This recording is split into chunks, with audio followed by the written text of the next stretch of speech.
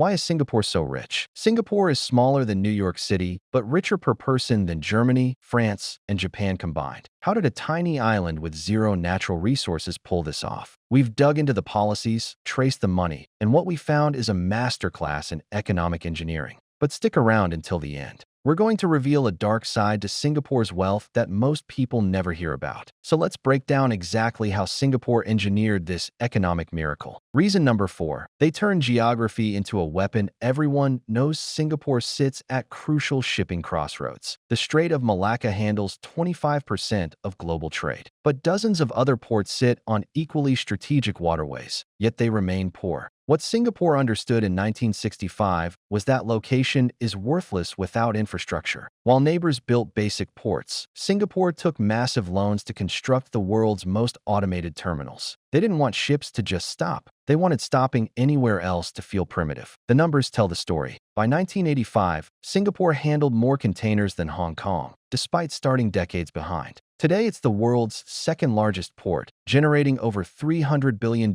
in trade annually. That's not luck, but instead, it shows brilliance as they turned their geography into a competitive advantage. Reason number 3. The manufacturing long con. Here's where Singapore's strategy gets really brilliant. In the 1960s, when companies looked at Asia, they saw cheap labor. Singapore had 14% unemployment, so they played along at first. But Lee Kuan Yew was running a deception. While other countries got trapped making cheap goods forever, Singapore deliberately automated manufacturing to push wages higher. Workers who couldn't adapt got retrained. Companies that couldn't keep up got replaced. By the 1980s, Singapore wasn't just making products, they were making the machinery that made products. They dominated hard disk production not because labor was cheap, but because their precision was untouchable. That shift from quantity to quality is why manufacturing still contributes $90 billion to their economy today. Reason number 2. Financial services suicide that worked in 1968, Singapore made a move experts called economic suicide. They opened markets to foreign banks while neighbors kept theirs closed. Traditional wisdom said local banks needed protection to grow. Singapore flipped that logic. If foreign banks were better, let them compete and force local institutions to improve or die. Standard Chartered, Deutsche Bank, and dozens of others flooded in with capital and expertise. Result? Singapore became the only Asian place where global companies could access London or New York level financial services. When multinationals moved to Asia in the 1990s, Singapore was the obvious headquarters choice. Today, Singapore manages $3.6 trillion